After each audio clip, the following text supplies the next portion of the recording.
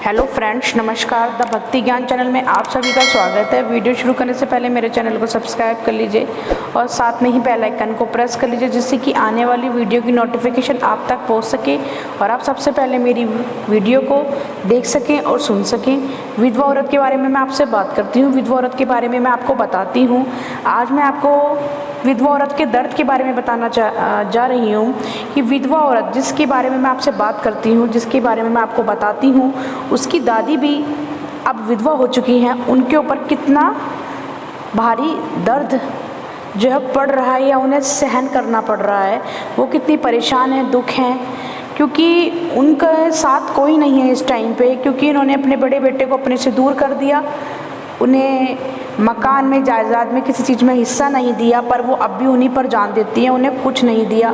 छोटे बेटे को दिया था सारी प्रॉपर्टी, सारा पैसा, पर वो उनकी आज कदर नहीं करता, ना ही छोटा बेटा, ना उसकी वाइफ। वो दोनों ही उनकी बेइज्जती करते हैं पल पल रोज़, और पोता पोती भी उनसे बात करना पसंद नहीं करते हैं। और तो और वो उनका फ़ोन भी स्विच ऑफ करके रख देते हैं, जिससे कि वो किसी से बात ना करें, या उनके जो मेन कॉल्स होती हैं जिनसे वो बात करने को तरसती हैं, जो नंबर उनके मेन होते हैं, जैसे कि वो अपने बड़े बेटे से बात करना चाहती हैं, या अपनी बड़े बेटे की बेटी से यानी कि अपनी पोती से बात करना चाहती हैं, उन्हें अपने मन की बात बताना चाहती हैं, अपनी फीलिंग्स बताना चाहती हैं, और वो रोती हैं उनसे फ़ोन पर बात करके कि मैं तुम्हें बहुत याद करती हूँ, तुम मुझसे बात करा करो कि तुम बहुत अच्छी है, तुम्हारी जैसी पोती हर किसी को मिले, मैंने तुम्हारे साथ बहुत गलत किया।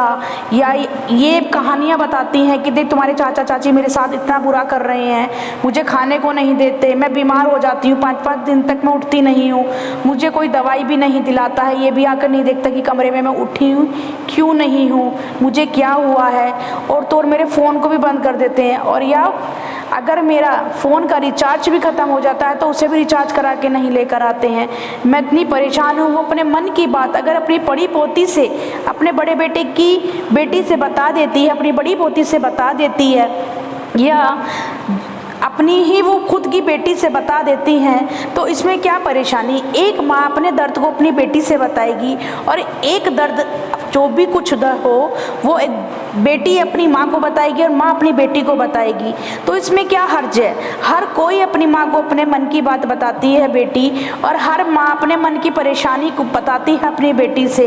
इसमें कोई गलत नहीं हो रहा है। फिर भी वो क्यों नहीं बात करने देती हैं उन्हें, उनके फ़ोन को क्यों बंद कर रख देती हैं, और उनकी पोती के जो नंबर होते हैं वो ब्लैक लिस्ट में क्यों डाल देती हैं। आप मुझे ये बताइए, क्या वो सही कर रही हैं। और तो और अपने बच्चों को भी ये कहती हैं कि दादी से बात नहीं करनी, क्योंकि उनके आदमी तो इस दुनिया में है नहीं।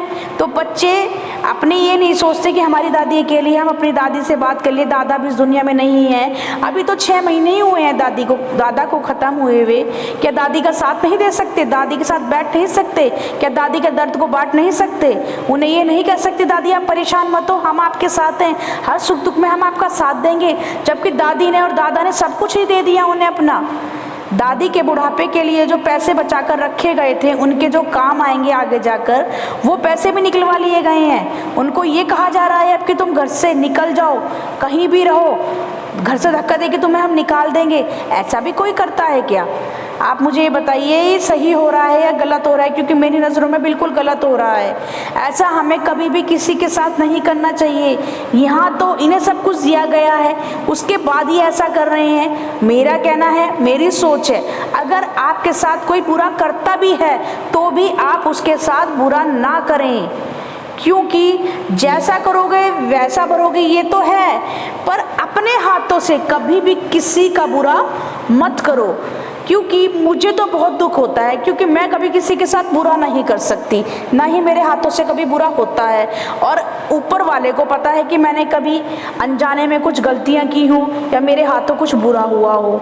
पर हाँ, ये बताओ, अगर एक पोती के फ़ोन के इंतज़ार में उसकी दादी बैठी है और वो बात करना चाहती है, तो आप क्यों नहीं बात करा देते, क्यों इतना परेशान करते हैं उन्हें। आप मुझे ये बताइए, क्या अगर वो आपस में बात करके एक दूसरे से खुश हैं, और किसके पास आज की तारीख में इतना टाइम है, अगर वो 5 मिनट को 10 मिनट को कॉल कर भी लेते हैं उनसे बात करने के लिए, तो क्यों आप उनके नंबर को ब्लैक लिस्ट में डाल देते हैं कि वो आगे बात ही ना करें? आप बहुत गलत कर रहे हैं। ये सोचिए, आगे आपकी भी बेटी है, आपका भी बेटा आपके पास है। अगर आपके बेटे की बहू खुद ऐसी आ जाए या आपकी बेटी ऐसे घर में चली जाए, वो आपसे बात करना चाहे, आप ना बात कर पाए वो आपसे, उसकी सास अगर ऐसी तेज निकल जाए तो आप क्या करेंगे? आपको ऊपर वाले से, भगवान से डर नहीं लगता? मैं यही कहना चाहूँगी आपसे, हर किसी के दर्द को समझें, कभी भी किसी के साथ बुरा ना करें। ऊपर वाले से डरे अगर आप इंसानों से नहीं डरते तो, क्योंकि आपने धरती पर खत्म होकर ऊपर ही जाना है।